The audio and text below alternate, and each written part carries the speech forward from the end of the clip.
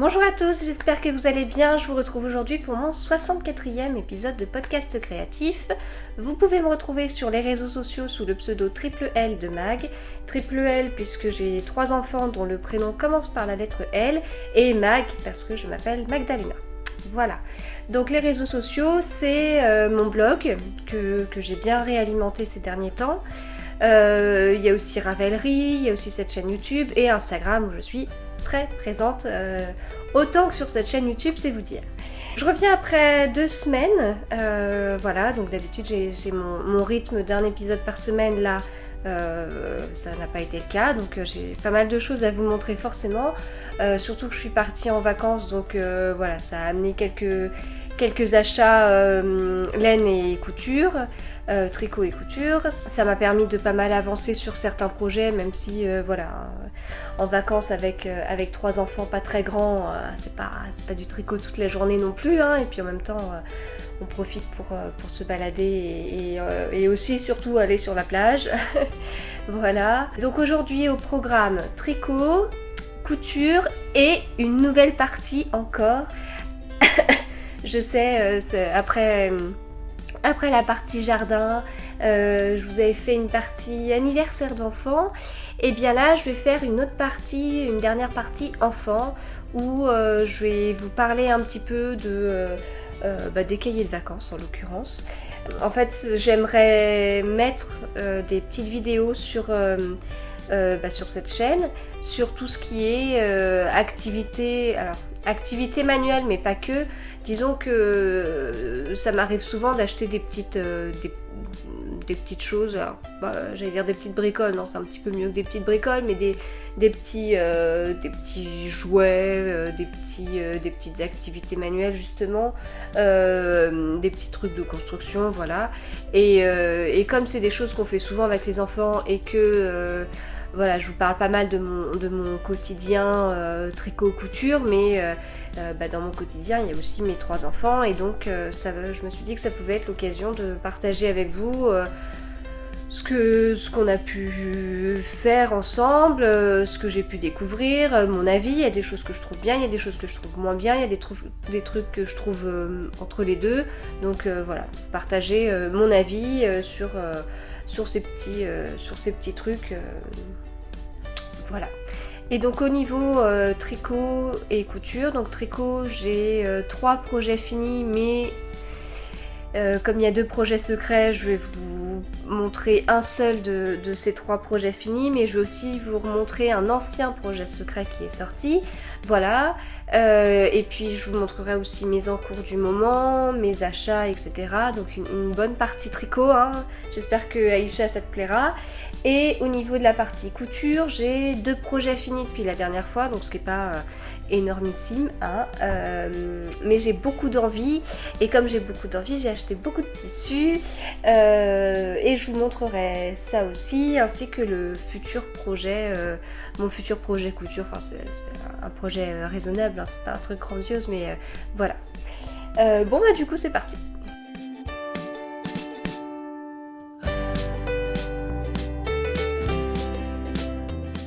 Alors, avant de commencer, je porte mon impatiente de MLM Patron dans un tissu, je ne sais jamais ce que c'est au niveau de la matière. C'est un tissu de chez Mondial Tissu que j'avais acheté pendant les ventes privées. Voilà, et je l'aime vraiment beaucoup. Je le porte beaucoup, alors comme aujourd'hui, en bas, mais avec un short en jean.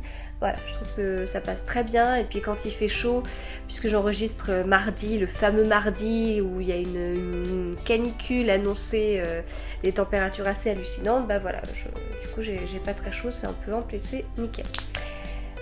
Donc on commence par la partie tricot, donc au niveau des projets finis. Alors, donc comme je vous disais, en fait, si je reprends la dernière fois, donc j'avais à ce moment-là 5 en cours. Sur les 5 en cours, j'avais 2 tests secrets, un pour Nadia Crétin-Deschênes et un autre pour Bérangère Caillot. J'avais aussi le fameux Mindering Shawl, vous savez, le châle en brioche commencé il y a tellement longtemps. J'avais aussi le gilet JC d'Isabelle Kramer Et ah non, la dernière fois j'avais pas 5 en cours, la dernière fois j'avais 4 en cours et je prévoyais de monter un 5e en cours le jour de mon anniversaire, donc c'était le 23 juillet, et je voulais me faire une petite castonne partie d'anniversaire, et donc je cherchais un peu le modèle que je pouvais faire avec la fameuse qualité belle de Drops, qui était une qualité où au niveau échantillon j'étais totalement à côté de la plaque. Voilà, donc voilà où est-ce qu'on en était il y a 2 semaines. Depuis, un projet secret que j'avais déjà fini il y a 2 semaines est sorti. Voilà, donc ça je vous ai fait une petite vidéo focus, je vous en reparle. Le Mindering Shawl, il est fini. Et les 2 projets secrets sont terminés aussi. Donc il me reste 2 en cours puisque j'ai monté l'encours avec la fameuse qualité belle de Drops. Voilà. Alors, déjà, le châle qui est sorti le 1er août, le Cosmic Remix de Nadia Crétin-Leschène, que j'ai tricoté en bébé mérino de Fonty. Voilà, donc je vous ai fait une vidéo focus sur le projet. La vidéo focus, elle est sortie le jour de la sortie du modèle, donc sur tout le mois d'août, tous les bénéfices sont reversés à l'association contre la dysplasie fibreuse, donc dans le cadre de l'écheveau solidaire. Voilà, alors, juste rapidement, donc déjà j'ai fait un rabattage en picot, et en fait c'était la première fois que je faisais un rabattage en picot, et donc j'ai bien bloqué picot par picot, donc c'est-à-dire que en fait sur la bordure là, enfin sur ce côté-là, j'ai bloqué avec les peignes de blocage, et pour les picots, j'ai mis une épingle dans chaque picot. Voilà. Au niveau de la qualité, donc je vous disais bébé mérino de Fonty, la couleur me plaît, hein, mais je trouve que ça fait un rendu un peu trop rustique en fait. C'est pas que c'est pas doux, mais c'est j'ai du mal à l'expliquer. C'est pas rond, c'est pas brillant, c'est je trouve que ça fait presque laine de pas très bonne qualité en fait. Voilà, je dis presque, c'est... Après, dans la bébé mérino de Fonty, ce que j'adore, c'est le choix des couleurs. Le prix n'est pas très élevé par rapport à de la laine teinte-main, mais bon, c'est quand même un peu plus élevé que ce qu'on peut trouver chez Cheval Blanc notamment, je vous en parlerai plus tard. Mais enfin voilà, je trouve le rendu un peu rustique. Donc pas forcément bien pour un châle. Je pense que pour un gilet ou un pull c'est nickel. Moi j'avais déjà tricoté pour le pull secret, mais il y avait avec de la kit silk de Drops, donc voilà, du coup j'ai pas vraiment d'avis sur un pull. Je peux pas vous dire ce que j'en pense, mais je pense que pour un gilet ou un pull, c'est avec ce fil seul, c'est peut-être mieux que sur un châle. Voilà. Et donc la dentelle. Hop, et la dentelle en fait reprend la dentelle du Cosmic Girl de Nadia Crétin-Leschène, c'est pour ça que le modèle s'appelle Cosmic Remix. Et donc c'est un châle triangulaire, hein, voilà, qui est assez grand. Alors après moi j'ai bien tiré dessus au maximum au blocage. Ma dentelle elle est pas top parce que je sais pas, j'ai tiré mais peut-être pas comme il fallait, enfin j'en sais rien. Je trouve, ouais, elle fait un peu aplatie en fait. Donc, bon. Mais en tout cas, c'est un châle bien enveloppant et tout, donc je suis vraiment contente du résultat, et je l'ai tricoté super vite, mais ça, je vous renvoie aux épisodes précédents où je vous explique la raison et tout ça. Je vais pas le répéter à chaque fois. Voilà. Donc comme je vous dis, le modèle est sorti le 1er août, et il y a une vidéo focus sur ma chaîne YouTube, et il y a aussi un article sur mon blog. L'autre projet terminé que je peux vous montrer, c'est le Mindering Shawl. Oui, ça y est, il est fini. Donc c'était l'un de mes objectifs hein, de l'été, enfin le finir. Donc c'est... Le Mindering Shawl, c'est un châle en brioche de Stephen West. C'est le premier châle en brioche que je fais. Enfin, c'est la première fois que je tricote de la brioche. Je l'ai commencé au mois d'octobre. Et je me suis un peu ennuyée, donc je l'ai fait traîner, j'ai trouvé d'autres projets vachement plus intéressants. À un moment donné, je me suis tellement ennuyée que je me suis dit, je vais le terminer d'une autre façon, enfin je vais ajouter en bas un autre modèle pour pouvoir faire des motifs et compagnie, pour que ça dynamise le truc. Ça n'a pas dynamisé le truc, je me suis encore ennuyée. Et puis là je me suis dit allez, un bon coup de collier et on le termine. Et en fait la fin n'a pas été si ennuyeuse que ça, enfin il y avait beaucoup de mailles mais voilà. Bon, je vous le montre, je vais rester un peu de temps dessus parce que j'ai encore beaucoup de choses à dire. Hein. Alors, donc, à la base, c'est le Mindering Shawl. Donc, Mindering parce qu'il y a cette bande zigzag là au milieu. Donc, je l'ai tricoté avec des laines que j'ai teintes moi-même, un vert et un fil à speckles. Donc là, c'est l'endroit, le vert est la couleur principale. Et là, sur l'envers, on voit davantage mon fil à speckles. Voilà. Donc là, ce fil-là, c'est la deuxième fois que je faisais des speckles. Je vous montre en bas après, où on verra la première fois. Donc là, je me suis un peu ennuyée parce que c'est de la brioche toute droite, quoi. Donc après, j'ai voulu faire des motifs et j'ai ajouté en bas la fin du modèle Dandelion Fields de Leslie Ann Robinson qui est Knit Graffiti sur Instagram et qui fait de très très très beaux modèles en brioche avec plein de motifs. Voilà, donc j'ai ajouté, vous voyez là en bas, ces motifs. Donc il y a 2 grilles en fait de motifs. Sur son Dandelion Fields, il y a 5 motifs différents et moi j'ai pris les 2 derniers. Donc j'ai pris celui-là, donc, où j'ai fait 4 répétitions. Une là, une là, une là, une là. Et en fait, son modèle, enfin sa grille avait un certain nombre de mailles et moi j'ai enlevé un aller-retour parce que, en fait, sur un motif comme ça, on a un rang où on fait des diminutions et des augmentations. Et puis, donc, un rang en brioche, c'est... quand on fait un aller-retour en brioche, en réalité, on tricote 4 fois. On tricote une fois avec la couleur principale, une fois avec la couleur secondaire sur le rang sur l'endroit, et on fait la même chose sur le rang sur l'envers. Donc voilà, un aller-retour, on tricote 4 fois. Mais en fait, pour faire ça, sur ces 4 fois, on fait quelque chose juste sur le premier, en fait. Et après, le reste suit. Et ensuite, une fois qu'on a fait ça, on a plusieurs allers-retours en brioche classique, c'est-à-dire la même chose que ça. Ce qui fait que moi qui m'ennuyais sur ça, je me réennuie sur ça. Enfin, voilà, puisque sur tous ces allers-retours, en fait, sur ces... Donc là, comme je vous dis, les allers-retours, ça représente 4 ans. Sur tous ces 4 ans, il y a un seul rang où il y a quelque chose qui change. Qui est très long. Alors, vraiment, c'était très très long à faire, mais le rang où il y a quelque chose à faire, mais voilà, ça dynamisait le truc, on va dire. Et donc j'ai trouvé ça tellement ennuyeux que j'ai fait sauter un aller-retour sur chaque. Voilà, et puis j'ai fait en quinconce comme ça. Alors j'ai pas regardé, je sais plus trop comment est-ce qu'elle avait fait, est-ce que c'était en quinconce comme ça ou pas, mais bref, moi j'ai fait mon truc comme ça. Et en fait, je m'étais arrêtée au niveau de ce trou-là. Et ensuite, j'ai fait tout ça depuis mon long arrêt sur le châle en brioche, quoi. Je vous avais dit, alors peut-être pas la dernière fois, mais celle d'avant, que ça allait me prendre du temps de me replonger dedans, je savais plus où est-ce que j'en étais. Ça a été très rapide puisque, en fait, sur le diagramme, j'avais rayé les rangs que j'avais déjà tricotés, donc il suffisait de reprendre le diagramme où il fallait. Je m'étais souvenu que j'avais fait sauter un rang, donc voilà.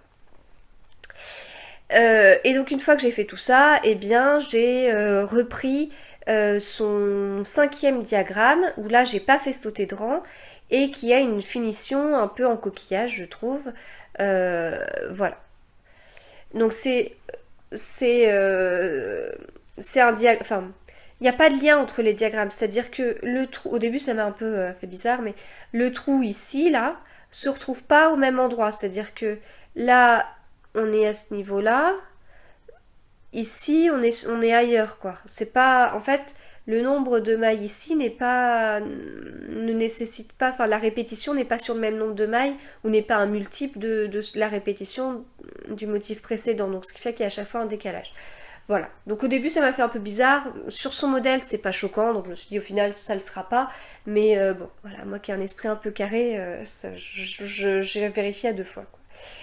Voilà, et au final, elle montre, Leslie Ann Robinson, dans ses explications, elle montre comment elle bloque. Donc j'ai bloqué pareil parce que j'aimais beaucoup ce truc, ce coquillage voilà, qui était un peu évasé. Au début, enfin, je me suis quand même demandé si j'allais pas bloquer juste, juste comme ça aurait fait plutôt des pics, mais non, j'ai gardé son truc. Donc en fait, ce qu'elle fait, c'est qu'elle met 3 aiguilles, quoi. Elle met une aiguille ici et puis une de chaque côté. Ce qui fait ce côté comme ça, qui est vraiment le côté coquillage. Pour revenir sur la laine, du coup, ce que je vous disais sur les speckles, c'est qu'en fait, j'ai utilisé le premier fil à speckles que j'avais teint pour la partie avec la bordure. Et donc, si on retourne sur l'envers, c'est pas du tout pareil. Donc, autant cette première couleur, je l'adore, je trouve ça... Enfin, c'est tout à fait dans mes couleurs, hein, heureusement parce que j'allais pas teindre un truc qui me plaisait pas. Quoique je l'ai déjà fait, puisque la première fois que j'ai teint, je me suis lâchée et on se retrouve avec un truc un peu harlequin, quoi. Alors ça passe parce que sur les motifs, l'œil est peut-être plus attiré par les motifs que par la couleur, on va dire, mais voilà. Et donc sur l'endroit, on voit la petite différence de couleur entre la bordure et puis le haut, quoi. Alors j'ai utilisé 1300 mètres de fil, ce qui est déjà beaucoup plus que ce que je peux utiliser quand je fais un gilet ou un pull. Du coup sur toute la partie Mindering Shawl, j'ai utilisé 2 écheveaux, un de chaque couleur. Et puis le reste du coup, donc ça fait 800 mètres et puis sur la bordure, j'ai utilisé 500 mètres. Donc la bordure, c'est vrai qu'au niveau du nombre de rangs, elle ne représente pas beaucoup par rapport à toute la partie du Mindering Shawl avec la brioche simple. Mais ça bouffe de la laine, hein, parce qu'on est sur beaucoup de mailles. J'ai pas eu le courage de compter sur combien de mailles j'étais, mais il y en a. Il y en a, c'est de la brioche en plus, donc après le blocage, ça prend une proportion gigantesque et il est énorme. Donc c'est-à-dire que c'est un châle que j'ai fait traîner, mais honnêtement, je me serais arrêtée là, donc après avoir tricoté un écheveau de chaque, donc 800 mètres de fil, je pense que la taille aurait été déjà pas mal. Là, il est énorme, il s'est étendu, bon je l'ai bloqué de manière agressive, hein, encore une fois. Moi j'aime bien les très grands châles, donc voilà. Donc ça me va en fait, mais c'est vrai qu'il est très grand, hein. Là, je ne vous montre à chaque fois qu'une toute petite partie. Donc il a traîné, ça m'a ennuyé de le tricoter, sauf à la fin où je me suis dit, il n'y a pas le choix. Honnêtement, quand je suis arrivée à la bordure, au début, je m'étais dit, je ne fais que 2 répétitions du motif et je m'arrête. Puis une fois que j'en ai fait 2, je dis, allez, un 3e, parce que sinon ça fait bizarre. Puis une fois que j'étais sur 3, je me dis, ah, allez, un 4e, parce que là, il faut bien 2 de chaque côté pour que ce soit équilibré. Et puis au bout de 4, je me dis, allez, là c'est bon, c'est terminé, je passe à la bordure, parce qu'à ce rythme-là, je vais continuer pendant 107 ans. Et puis en plus, au début, bah forcément mes écheveaux, mes 3e et 4e écheveaux diminuaient pas trop. Et puis en fait, à force de tricoter ces rangs-là, ils ont quand même pas mal diminué. Donc comme je vous dis, avec 500 mètres de fil sur les 3e et 4e écheveaux, ça fait quand même... Enfin, je les ai quand même pas mal utilisés, beaucoup plus que ce que je pensais au début. Voilà. Donc vraiment très grand châle, donc c'est vrai que si je m'étais arrêtée avant, je me serais peut-être moins ennuyée et il aurait déjà été assez grand, mais en même temps je suis super contente de l'effet motif. Et puis voilà, enfin... En fait, quand je tricote un projet et que j'ai du mal à le tricoter, quand c'est un projet boulet, du coup, c'est un projet que j'aime plus et j'ai des fois du mal à le porter parce qu'en fait, je garde ce truc-là en tête. Je garde le fait qu'il était pas cool à tricoter et qu'il m'a plutôt ennuyé et donc quand je le porte, je pense au fait que il m'a ennuyé, quoi. Et donc je me suis dit, celui-là, ça va faire pareil. Et bon, bien sûr que je l'ai pas encore porté, mais en fait, j'adore le rendu. Enfin, j'adore le rendu, c'est mon châle à moi, c'est parti Enfin, c'est deux patrons mélangés, je sais pas si je l'ai fait souvent ça, je sais même pas si je l'ai déjà fait, de mélanger deux patrons. Ce que j'aimais, c'était la brioche avec des motifs, et là, il y en a. Bon, bien sûr, il y a 800 mètres de brioche simple, mais il y a des motifs. Enfin voilà, c'est personnalisé, il est gigantesque. Moi qui portais beaucoup mon Find Your Fade, j'ai trouvé un remplaçant, quoi. Je vais pouvoir alterner, même si on est dans les mêmes couleurs, hein, mais bon, c'est pas grave.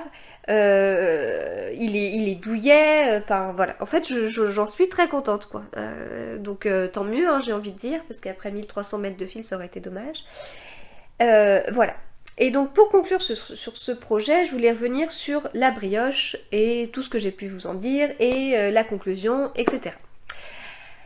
Alors, lors de tricoter, on m'a déjà fait remarquer le fait qu'il aurait fallu que je prenne plutôt un projet qui me plaise plutôt que de faire un peu comme ce que je vous avais dit, c'est-à-dire d'avoir pris un modèle trop simple par rapport à ce que j'aimais, etc. En fait, dans mes épisodes de podcast où je parlais de la brioche, je pense que j'ai pas vraiment décrit ce que je pensais, et je pense que j'ai un peu fait un résumé de ma pensée. Et alors, il y a deux choses différentes. Donc, il y a la première, c'est la brioche. Pour beaucoup, c'est pas quelque chose de simple. On a même entendu à une période que c'était très compliqué, que si on faisait tomber une maille, on ne la rattrapait jamais, que c'était voilà, qu'il fallait toujours avoir un fil de survie tous les 3-4 ans, qu'il y a des personnes qui n'y comprenaient rien du tout, qui ont abandonné parce que c'était pas possible. Et voilà. Et pendant une période, en fait, il y a eu beaucoup d'avis comme ça. Ce qui fait que pour moi, avant de me lancer, j'avais en tête la brioche, c'est compliqué. Voilà. Donc après, donc si j'ai eu ça en tête, c'est parce que j'ai été influencée par ce que les gens m'ont dit.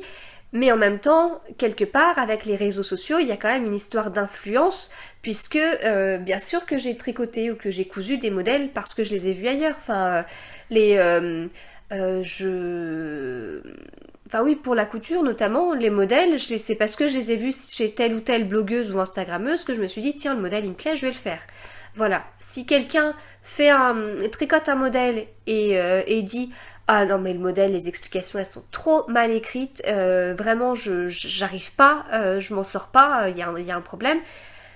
Soit j'irai quand même vers ce modèle parce qu'il me plaît beaucoup, et dans ces cas-là je serai hyper vigilante. J'en ai en tête, je le nommerai pas, mais voilà, il y a quand même des modèles qui ont la réputation d'avoir des petits soucis. Ou alors le modèle me plaisait moyennement, et dans ces cas-là je le ferai pas, j'en choisirai un autre qui me plaît de la même façon, voire un peu plus, et où il n'y a pas d'avis, ou alors il n'y a que des avis positifs. Voilà, donc moi, oui, je suis influencée par les réseaux sociaux. Après, si j'adore quelque chose, je fonce dessus. Je pense comme ça à la blonde de Delphine et Morissette, qui était vraiment un patron couture qui me plaisait énormément. Mais voilà, enfin, pareil pour la laine. Enfin, si j'entends qu'une qualité bouloche énormément, bah je vais pas sauter dessus. Hein. Enfin, je vais préférer acheter d'autres choses, d'autres qualités, etc. Voilà. Donc, est-ce que c'est une bonne ou une mauvaise chose? J'en sais rien. Mais je pense que quelque part, si on suit les réseaux sociaux, c'est aussi pour ça. Mais pas forcément en négatif, hein. Je veux dire, ça donne tellement d'idées que je vais pas refuser cette influence, hein, loin de là. Mais voilà. Donc, quelque part, oui, je suis influencée par ce que les gens vont dire sur quelque chose. Et quand j'ai beaucoup d'avis négatifs sur une technique, je fais « Oula, oui, j'ai envie de me lancer, oui, j'ai envie de tester, oui, le fait que ce soit difficile, ça fait un petit challenge, mais quand même, je garde en tête que c'est quelque chose de pas évident. » Donc voilà, ça c'est une partie. Ensuite, sur le choix du modèle, pour moi, donc ça c'est quelque chose que je vous ai décrit en fait dans l'article de blog, donc c'est peut-être mieux écrit puisque j'ai eu plus le temps de réfléchir à ce que je voulais dire. J'essaye de vous résumer les choses ici, puisque en fait à la base c'est plutôt ici que je vous en ai parlé. Donc l'autre sujet, c'est le choix du modèle sur une nouvelle technique. Donc moi, quand je veux commencer une nouvelle technique, je commence pas par quelque chose de hyper difficile. J'essaye d'évaluer un peu la difficulté. Je commence pas par quelque chose de très simple parce que je vais m'ennuyer. Je commence pas par quelque chose d'hyper compliqué parce que si j'accroche pas avec la technique, et en même temps tant que je l'ai pas tricoté ou tant que j'ai pas cousu, je sais pas si je vais accrocher ou pas, mais si j'accroche pas avec la technique, ce projet, je vais l'abandonner. Et en fait, j'ai pas trop envie d'abandonner mes projets. Ça m'est déjà arrivé par le passé, mais là j'ai plutôt envie d'aller au bout de mes projets, même si ça prend presque un an, 10 mois, pas tout à fait 10 mois. Voilà, donc je cherche une difficulté intermédiaire, et dans ce que je vais juger de cette difficulté intermédiaire, je vais choisir le modèle qui me plaît le plus. Voilà. Et j'ai toujours fait ça, donc par exemple dans le jacquard, je suis pas partie par un modèle tout en jacquard en 14 couleurs. Voilà. Au hasard, l'un des modèles qui me plaît en ce moment a 14 couleurs. Donc je vais pas partir sur ça. Mais je pars pas non plus sur un jacquard qui... je vais pas faire un bonnet avec 2 rangs de motifs pour commencer, parce que si je veux me lancer, si je veux tester une technique, je veux quand même tester un peu plus que ça. Et donc quand j'ai commencé à tricoter du jacquard quand j'étais en terminale, donc ça fait 2001-2002, donc ça commence à pas mal dater, j'avais fait un modèle qui avait en fil d'art, en jacquard, qui avait tout un yoke, tout un col en jacquard. D'ailleurs, je crois qu'à l'époque, j'avais tricoté avec des aiguilles double pointe, puisque je connaissais pas encore les aiguilles circulaires en 2002. Et oui, c'était ça, j'avais tricoté avec des aiguilles double pointe. Alors, c'était un modèle avec des grosses aiguilles, on devait être sur du 6, un truc comme ça. Mais voilà, j'avais quand même cherché à faire pas mal de... Enfin, un bon motif, quoi. Voilà. Donc après, tout le monde est différent. Je pense que à 33 ans, j'ai quand même compris comment je fonctionnais, et moi je fonctionne comme ça. Voilà. Donc c'est beaucoup vont dire de toute façon pour se lancer, il faut faire quelque chose qui nous plaît. Bah moi pas forcément en fait. Moi je vais pas choisir le modèle qui me plaît le plus tout de suite, parce que si il est trop, parce qu'en fait ce qui me plaît le plus c'est souvent ce qui est le plus compliqué, et je veux pas commencer par le plus compliqué. Voilà. Donc beaucoup vont dire justement que commencer par ce qui plaît, mais en même temps, quand on aime le jacquard, ce qui plaît, c'est quand même le modèle tout en jacquard. Donc voilà. Hein. Donc pour revenir à ça, au niveau de la brioche, ce qui me plaisait, c'était les modèles qui étaient tout avec des motifs en brioche, bien sûr. C'est ce qui me paraissait le plus difficile. Sauf que avec ça, plus le fait qu'on disait que c'était assez difficile, etc., j'ai jugé difficulté intermédiaire comme étant le Mindewing Shawl. C'est-à-dire que je voulais pas faire le brioche alicious d'Andrea Mori, qui est le fameux châle qui a été le premier châle pour beaucoup, en brioche, pardon. Et moi, enfin, voilà, déjà le modèle me plaisait pas tant que ça, mais ça après, ça se trouve dans 6 mois, je fais un brioche alicious, j'en fais même 2, allez, parce que j'ai changé d'avis, hein, mes goûts changent et évoluent. Mais c'était pas le modèle qui me plaisait le plus, et je voulais un peu plus en challenge au niveau de la brioche. Voilà. Et en plus, je me suis dit avec le Mindewing Shawl, je vais vraiment, vraiment bien maîtriser le truc. Normalement, la bordure du Mindewing Shawl était... on finissait pas totalement sur ça. On finissait avec des petits... en fait, avec l'effet zigzag, mais à plein d'endroits différents. Donc voilà. Et puis je trouvais que l'effet d'avoir le zigzag, ça dynamisait le truc. Et puis ça faisait un semblant de motif. Enfin, voilà. Je l'avais évalué comme étant de difficulté intermédiaire. L'évaluation est quand même pas évidente à chaque fois, sur chaque modèle, mais voilà. D'après mes critères, c'était un bon projet. Bien sûr, avant de tricoter un projet, je ne sais pas à l'avance si je le trouve ennuyeux ou pas. Hein. C'est en le tricotant que je vois. Et j'ai commencé à le tricoter. La brioche s'est rentrée assez vite. Voilà, j'ai pas trouvé ça difficile. On fait... sur chaque aller-retour, on fait 4 rangs. Un rang avec la couleur principale, un rang avec la couleur secondaire, ce qui nous fait l'aller. Sur le retour, on fait couleur principale, couleur secondaire. Sur le premier rang aller, c'est des mailles à l'endroit avec jeté et mailles glissées en même temps. Sur le rang à l'envers, c'est des mailles... Enfin, sur le rang avec la couleur secondaire, rang endroit, couleur secondaire, maille envers avec jeté, maille glissée. Ensuite, sur le rang retour, le premier rang en couleur principale, on fait des mailles en vert avec glissé, jeté. Et puis sur le dernier rang, à l'envers, avec la couleur secondaire, on fait maille en droit, maille glissée, jeté. Voilà, c'est quelque chose qui se prend, qui va vite. Enfin, au niveau du tricot, ça va vite. Sauf quand on se retrouve avec 50 millions de mailles, hein, on est d'accord. Voilà, donc ça va vite, sauf que pour tricoter un aller-retour, on a besoin de tricoter 4 ans. Voilà. D'ailleurs, j'avais fait un tuto à ce moment-là sur le truc où j'avais plutôt essayé d'expliquer la logique justement. Donc j'avais fait un petit tableau pour se retrouver parce qu'en réalité, il y a 2 rangs à retenir et après on alterne soit avec la couleur principale, soit avec la couleur secondaire. Bref. Donc voilà, j'ai pas trouvé ça très difficile en fait. J'ai pas mis de fil de survie, mais en même temps j'ai jamais mis de fil de survie. Je dois être une kamikaze. Donc après, la difficulté de chaque projet dépend de chacun, hein, c'est-à-dire que le voisin peut trouver quelque chose de difficile et moi pas, et sur une autre technique, j'ai trouvé ça difficile et le voisin trouvera que c'est pas difficile. Donc voilà, et là vraiment, j'ai passé beaucoup de temps à dire que la brioche c'était pas dur parce que je veux vraiment enlever, mais ça je vous l'ai déjà dit, comme sur le jacquard, je veux vraiment enlever les idées reçues, les gens qui ont pu être influencés comme moi par ce qu'on a pu entendre à une période. C'est pas le cas, enfin c'est accessible, hein. C'est vraiment accessible. Et en même temps, ceux qui ont trouvé ça difficile, je peux aussi le comprendre. Mais en tout cas, pour ceux qui n'ont jamais essayé, je voulais un peu dédramatiser le truc. Donc, en fait, je pense que ce que j'ai pas bien fait, j'ai mal communiqué dessus, on va dire, c'est que j'ai eu tendance à dire que le projet m'a ennuyé parce que la brioche m'a ennuyé, parce que j'ai été influencée par ce qu'on m'a dit. Et en fait... et du coup presque j'en voulais aux gens d'avoir dit un truc pareil parce que du coup à cause d'eux je m'ennuie. Mais non, c'est pas du tout ça. En fait, c'est vraiment d'un côté on a dit que la brioche c'était compliqué, on l'a trop dit je pense, et d'un autre côté même si je savais que la brioche c'était pas si difficile, je commencerais quand même par ce projet-là.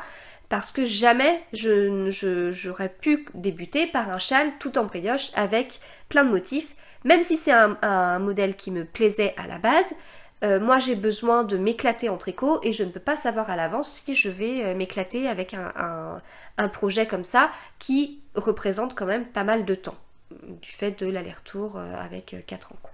J'ai choisi un modèle qui me plaisait et les modèles qui me plaisent pour les châles, ce sont les châles en demi-lune. Voilà. Et donc ça, c'est pas forcément judicieux puisqu'un châle en demi-lune, on se retrouve avec beaucoup de mailles à la fin et du coup c'est pareil, c'est pas hyper motivant.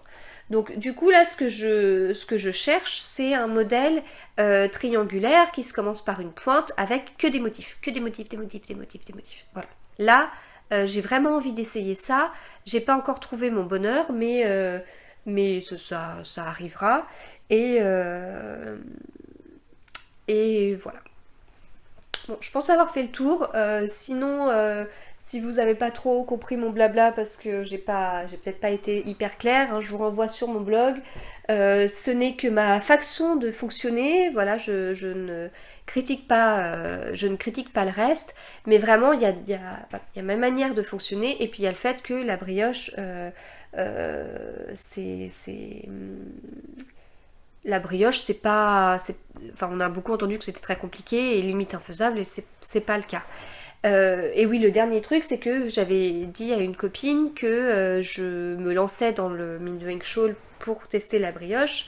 Ma copine venait de finir le brioche Alicious et elle m'avait dit ne te lance pas dans le Mindwing Shawl, tu vas voir, c'est trop difficile. Donc voilà, et là sur ce coup-là, je ne l'ai pas écouté et je ne regrette pas. D'avoir fait au final ce châle et d'avoir utilisé mon ennui, on va dire, pour changer la bordure. Bref, je referme la parenthèse de la brioche. Je passe donc à mes encours tricot. Donc au niveau de mes encours, il y a le JC d'Isabelle Kramer que je tricotais en duo avec Alice puisque je suis la seule à l'avoir encore en cours. Alors, le JC, c'est un gilet que je tricote dans la couleur cerise de By Simone. voilà, qui a un yoke avec une petite fantaisie. Donc depuis tout à l'heure je parle des yokes. Les yokes c'est le fait d'avoir tout le haut avant la séparation des manches en rond. Et on fait des augmentations régulièrement. Voilà. Ce qui change des manches raglan où on a des augmentations que au niveau des raglans. Ça fait 2 belles diagonales. Où il y a aussi le truc où on fait... où on commence un demi-devant, l'autre demi-devant, on commence le dos, on attache là, puis au final ce sera pour faire des manches montées, enfin voilà. Il existe plein de constructions, mais en tout cas le yoke c'est le fait d'avoir tout l'empiècement du haut là vraiment en rond, puis avec des augmentations régulièrement tout au long tout au long d'un rang, et c'est pas mal utilisé en jacquard. Voilà, donc là on est sur un yoke avec ce motif qui est vraiment sympa. Alors j'ai fini tout le corps, c'est du rouge, hein, c'est encore du rouge. Ma période rouge passe, hein, heureusement, parce que ça, après le noir qui passait pas, c'est le rouge. Ah là on voit bien la couleur et les nuances. Ce coloris est trop beau, vraiment trop beau. Là c'est vrai qu'on voit bien toutes les nuances. Alors, bon, je sais encore fouiller mon histoire parce que j'allais vous dire autre chose, mais bon, si je reviens sur la couleur, donc comme je vous dis, c'est le coloris cerise de By Simone. J'ai 3 écheveaux et je les ai alternés. Alors, souvent, on dit qu'il n'y a pas forcément besoin d'alterner pour certaines couleurs, etc. Moi, je le fais systématiquement, mais je le fais pas sur beaucoup de mailles et j'utilise beaucoup de rangs, pardon, et j'utilise la méthode d'Alice, du lapin d'Alice. C'est-à-dire que quand... donc là par exemple j'ai alterné ici, voilà j'alterne sur ça, hein, c'est certainement pas assez pour masquer une grosse démarcation, mais bon. Et donc du coup la méthode c'est que au lieu de croiser mon fil, je le prends juste à chaque rang. Voilà, ce qui fait quelque chose d'assez propre parce qu'effectivement comme Alice disait, et je l'ai remarqué aussi, c'est en croisant que c'est pas très joli en fait. Bon là je l'ai fait en bas. Et bon, c'est pas hyper propre non plus. Voilà, je l'ai fait là. C'est pas hyper propre. Donc il y a une fausse couture, hein, c'est pas... Voilà. C'est pas hyper propre, mais c'est beaucoup mieux que ce que j'avais quand je croisais, parce qu'en fait je serrais trop et du coup ça faisait un zigzag pas très beau. Que là, à chaque fois, je prends mon fil et je prends chaque fil sans chercher à croiser, enfin voilà, juste en prenant et ça se passe bien. Donc, le plus simple possible, quoi. Donc une fois que j'ai fini le corps, donc déjà le bas du corps, on a un petit bout du motif et ensuite on a des côtes torse. Voilà, et les côtes torse, et là vraiment j'adore ces côtes. Là sur cette laine, la By Simone je la trouve assez fine comme laine, et le rendu avec les côtes torse c'est vraiment trop beau. C'est pénible à faire les côtes torse, c'est long, voilà, c'est un gilet, donc je tricote en aller-retour, donc à un moment donné c'est les mailles endroits qui sont en côte torse, le rang d'après c'est les mailles envers qui sont en côte torse, mais bon.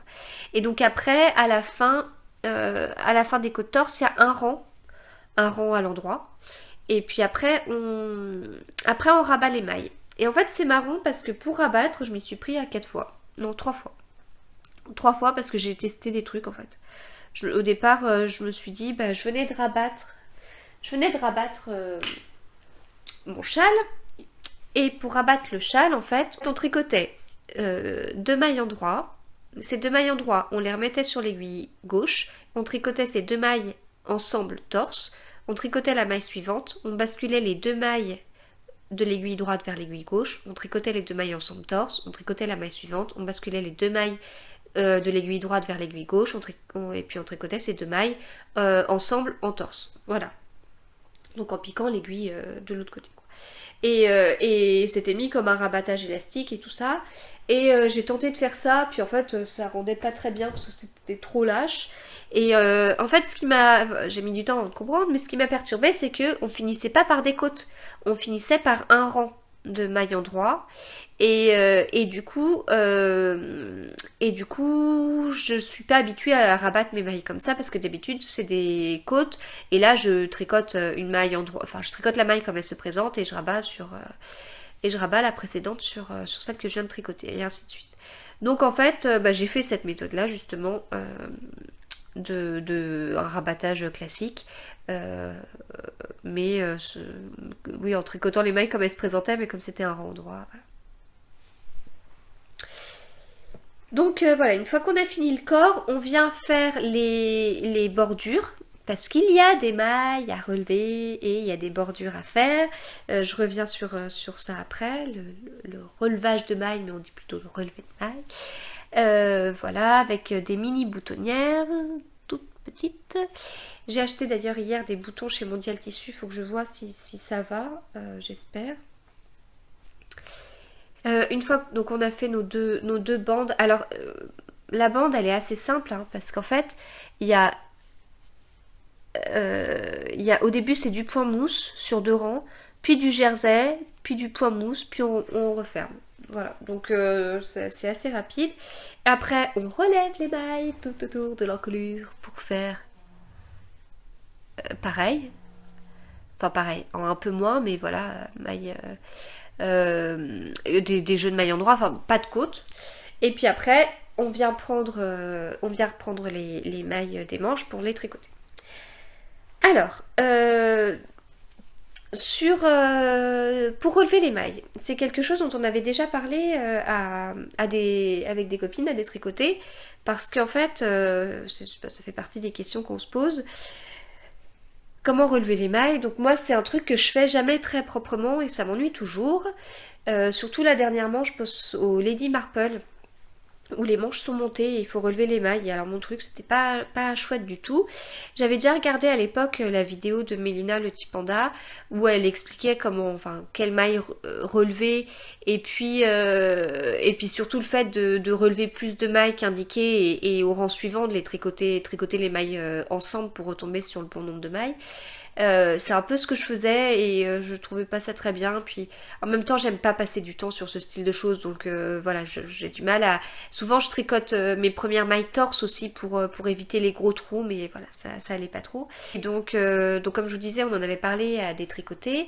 Et donc Hélène de la case avant et Christelle EPEC 78 nous avaient parlé de leur méthode qui consiste à. Alors, est-ce que je vais réussir à vous dire comme ça? En gros, on pique, ici j'ai piqué entre 2 mailles et puis je tire un fil en même temps. Alors, le plus simple, ça va être de vous mettre dans les notes de cet épisode, juste en bas de cette vidéo, je vous mets le lien du blog que les filles nous ont envoyé où ça décrit bien comment faire sur un bord horizontal, un bord vertical, sur des bords arrondis, etc. Voilà, donc j'ai suivi ça et franchement, je suis hyper contente du résultat parce qu'il n'y a pas de petits trous, c'est propre, enfin voilà, donc ça c'est sur l'endroit et là c'est sur l'envers, quoi. Voilà, et en fait là ça correspond, là le V qu'on voit, ça correspond à un peu la maille lisière et moi j'ai piqué entre cette maille lisière et la maille suivante, quoi. Voilà, et j'ai fait pareil pour le col. Donc en fait c'est vachement bien parce que c'est propre et puis en plus c'est super rapide à faire. Voilà, donc non seulement on prend vite la main hein, de relever ces mailles comme ça. Et donc c'est rapide et ensuite derrière j'avais que des mailles à l'endroit enfin j'avais quelques rangs avec des mailles à l'envers mais il n'y avait pas de côte. Donc ça a été vachement plus rapide en fait ces bordures. J'aime pas en général relever les mailles et tout ça. Là le fait que ce soit avant la fin du gilet, bon ça me motive plus parce que j'avais quand même hâte de passer aux manches. Et voilà, relevé rapide pour faire bordure rapide. Donc moi ça me va et en plus rendu propre. Donc très bien. Et puis alors hier soir j'ai juste commencé la première manche et donc du coup en fait comme je vous disais j'alterne les écheveaux mais je me garde toujours un petit bout, des petits bouts d'écheveaux, je vais pas jusqu'au bout du bout sur le corps, je garde un petit bout, voilà, enfin toujours, non j'ai pas toujours fait ça, c'est depuis le Zest-Off que je fais ça parce que j'avais eu des petits soucis de démarcation, donc là j'ai gardé un petit bout, ce petit bout je l'ai pesé. J'avais 17 grammes. Du coup, je sais que je couperai en deux mon petit bout pour faire ça pour chaque manche, pour voilà, comme ça correspond à au tout premier écheveau que j'ai tricoté, et donc je reprends mes manches avec ce premier écheveau tricoté, et ensuite enfin, au bout de quelques grammes, mais ça j'ai pas vraiment de règles, hein, je sais, j'estime toujours à peu près, je me dis bon bah là je vais commencer à alterner, voilà, donc à un moment donné je vais commencer à alterner avec le petit bout du deuxième écheveau que j'avais gardé, etc. Voilà, de manière à avoir un peu le même, si démarcation, si dégradé il y a, eh bien j'aurai le même jeu de dégradé à peu près sur les manches et le corps. Je dis à peu près parce que j'alternerai pas forcément au même endroit la manche que ce que j'avais alterné le corps. Voilà, et puis dernière chose que je voulais vous dire, c'est que j'ai tricoté le corps de mon gilet en 3,25 en aller-retour, et je tricote les manches en rond en aiguille 3. Avec des aiguilles 30 cm de chez Ogu.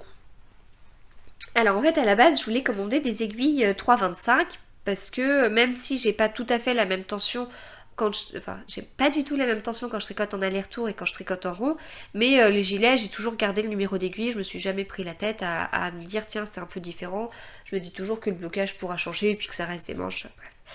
Et donc là, j'ai pas d'aiguille 30 cm en 3,25. J'ai des 23 cm, mais mon pouce étant plus ou moins fragile. Enfin, j'espère que là, la grosse crise est passée. Mais bon, les 23 cm, j'ai pas trop envie de retenter maintenant parce que j'ai pris trop mes aises avec les 30 cm.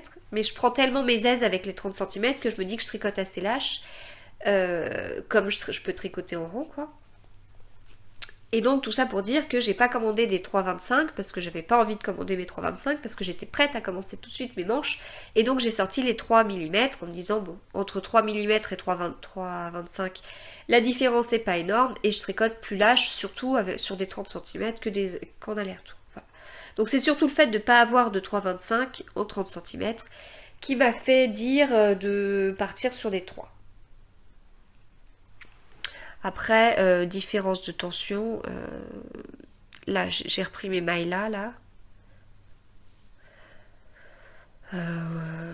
Oui, peut-être différence de tension, ça paraît même un peu plus serré comme ça sur la manche, mais il faudra voir après le blocage, et il faudra voir après quelques rangs, parce que là les mailles sont encore un peu étirées par les 30 cm. Voilà, donc celui-là il va avancer, et puis ben voilà, c'est bien. Ça c'est le premier en cours et après je vais vous montrer le deuxième. Donc je suis quand même passée d'une période à 5 en cours à une période à 2 en cours. Et je dois dire que j'aime beaucoup. J'aime beaucoup. Je trouve que je prends plus le temps de faire les choses parce que voilà, l'histoire de relever les mailles, j'ai bien pris le temps de regarder comment ça se faisait. Enfin je me sens moins pressée parce que j'ai pas 4 autres en cours qui attendent, quoi. J'en ai qu'un seul autre. Voilà, je vous disais que mon objectif c'était d'être mono en cours, en discutant avec les tricopines, mono en cours, oui, mais ça dépend. Si d'un côté j'ai un jacquard avec 10 couleurs, bah, il va me falloir à tout prix un autre en cours que je pourrais balader un peu partout. Donc voilà, je vais plutôt rester avec 2 en cours, je pense. Ce sera le mieux en me débrouillant toujours pour avoir un encours transportable. Maintenant, je vous montre mon autre encours, le deuxième, que vous ne connaissez pas encore et que j'ai un petit peu avancé, mais pas beaucoup. Alors, il s'agit du Leaf Yoke Top d'Angela Anne. C'est un modèle qui a été publié dans Vogue Knitting en mai 2009. Voilà, donc ça date.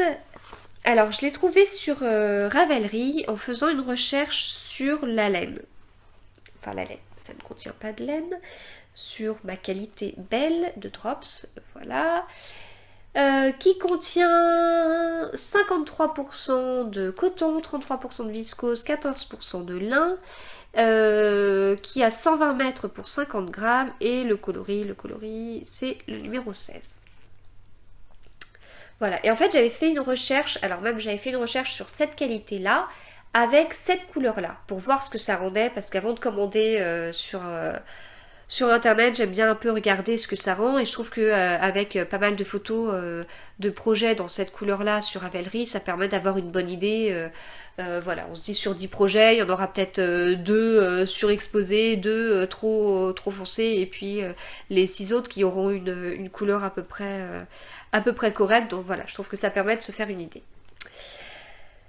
Et en fait, en faisant cette recherche-là, je suis tombée sur un modèle qui me plaisait pas mal, le fameux Leaf Yoke Top. Ah, je suis obligée de regarder mes notes parce que j'ai pas le nom en tête.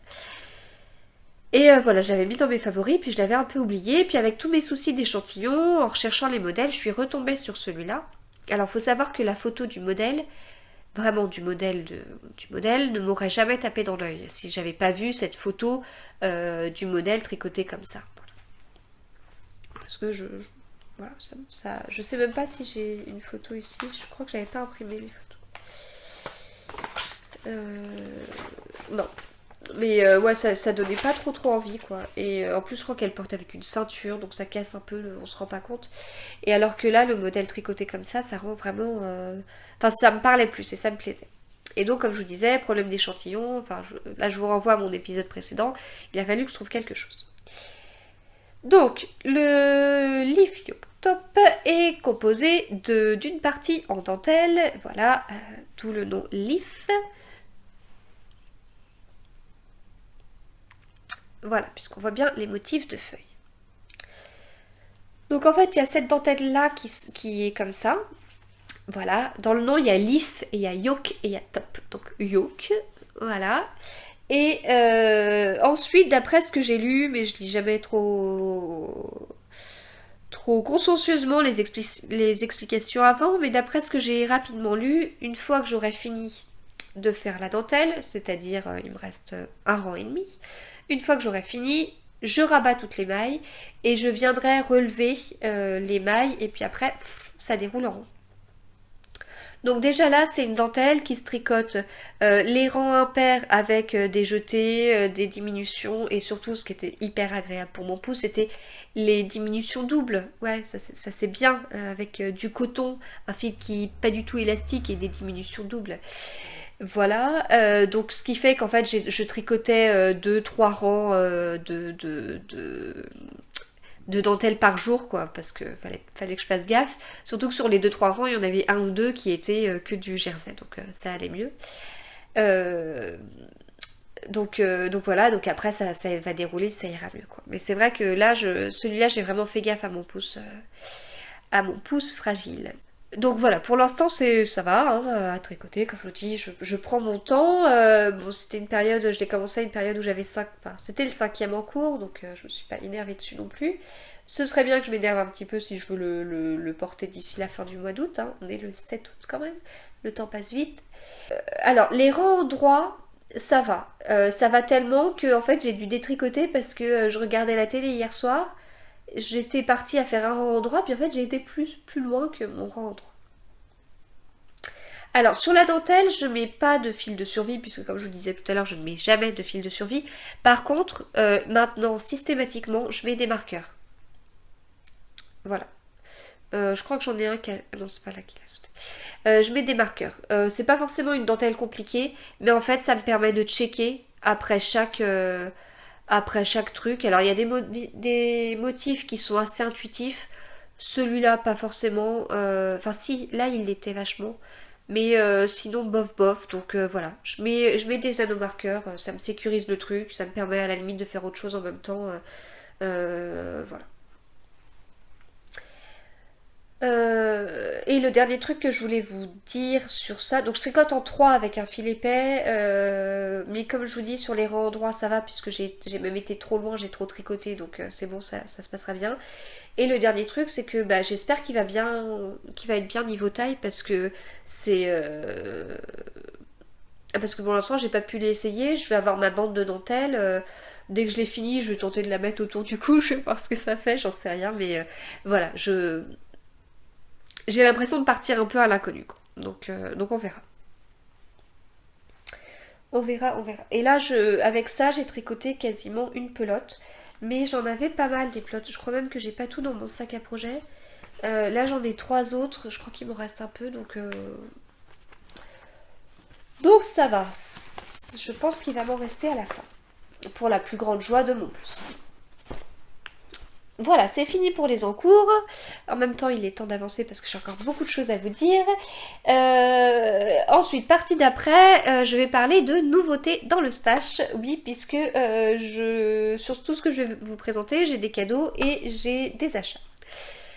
Alors, je commence par le premier qui est ces écheveaux de Les Petits Points Parisiens, coloris rue du Soleil d'Or.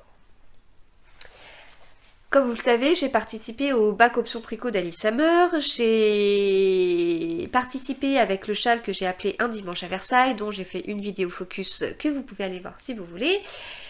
Donc dans la catégorie mathématiques, donc j'ai totalement créé le châle, quoi. Je l'ai créé pour 2 écheveaux. Voilà, ce qui était une sorte de contrainte. Enfin bref, je vous laisse voir les épisodes précédents ou voir la vidéo focus. Et j'ai eu la chance de gagner dans cette catégorie.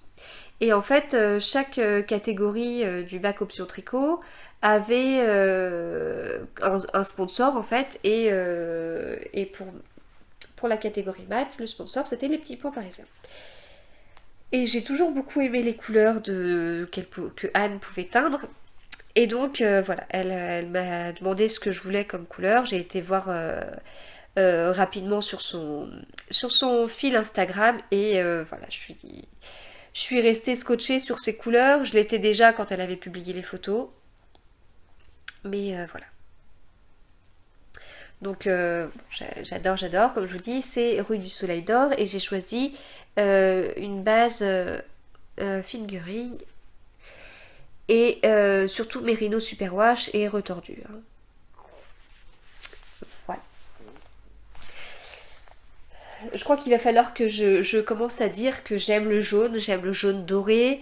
Là, je trouve que en fait, c'est un jaune qui va un peu tirer sur le vert. Enfin, j'ai pas mis encore le taille une tache pistache de la Féfile à côté, mais je trouve que ça tire un peu vers ça. Enfin, ça, je trouve que c'est un jaune, je suis d'accord, mais ça tire un petit peu vers le vert. Enfin, les fans de vert me comprendront. Et donc, avec 2 écheveaux, je peux bien sûr faire un châle, mais j'en ai déjà pas mal et je compte en plus en faire un autre bientôt. Et je me suis dit que je verrais bien cette couleur-là dans une marinière avec en rayure soit une couleur naturelle. Je sais pas si on peut parler d'une couleur naturelle, les chevaux n'ont teint quoi, soit du gris clair. Et alors j'ai en stock du gris clair. Écheveau de Dailicious Yarn, donc teint par Audrey, que j'avais gagné pour le gilet, le gilet automne de Nanou Lily et compagnie. Et là, c'est le coloris Living in the Grey. Voilà. Et donc, je me disais que ça pouvait être pas mal de faire une marinière avec. Voilà. À voir, mais je trouve ça pas mal. J'ai pas du tout d'idée de modèle encore, il va falloir que je regarde. De toute façon, j'ai 50 millions de projets prévus. Mais je trouvais ça pas mal et puis je trouvais ça travail compatible. Et ça va commencer à m'intéresser. Les tricots qui peuvent être compatibles avec... Enfin, autrement dit, que je peux porter en travaillant. Quoi. À l'extérieur, dans des bureaux. Voilà. Donc, bon, je suis plus que ravie, hein, cette couleur, elle est dans mon stock, là, elle ressort, elle est tout en haut de la pile, ça m'attire. Ensuite, au niveau des cadeaux, j'ai eu par mes parents, alors je sais plus si c'était pour mon anniversaire ou ma fête, mais j'ai eu ça, voilà, qui est un pouf à tricoter de fil d'art. Donc il y a une pelote à l'intérieur qui est faite en fil recyclé. Alors il y a une petite photo quelque part qui montre, voilà, là un fil recyclé unique puisque c'est des bandes de t-shirt. Bon, ça se voit un peu sur le fil. Voilà, donc dedans il y a là c'est en français. Alors dedans il y a donc les 3 pelotes de ce fil recyclé, une paire d'aiguilles en bois droite comme on le voit sur la photo, en 11 mm, une doublure et... alors je vois tout à l'envers, c'est pas pratique. Une doublure de 40 cm et un livret explicatif. Voilà, donc j'ai pas encore ouvert, j'ai hâte de le faire en fait. Même si aiguille droite et 11 mm ça me va pas trop, mais je vais pas acheter des aiguilles circulaires 11 mm parce que je les utiliserai pas, clairement. Voilà, donc ça c'est quelque chose que j'avais en tête, de faire un pouf en tricot. Depuis que l'année dernière j'ai tricoté une queue de sirène pour le magasin Zodio.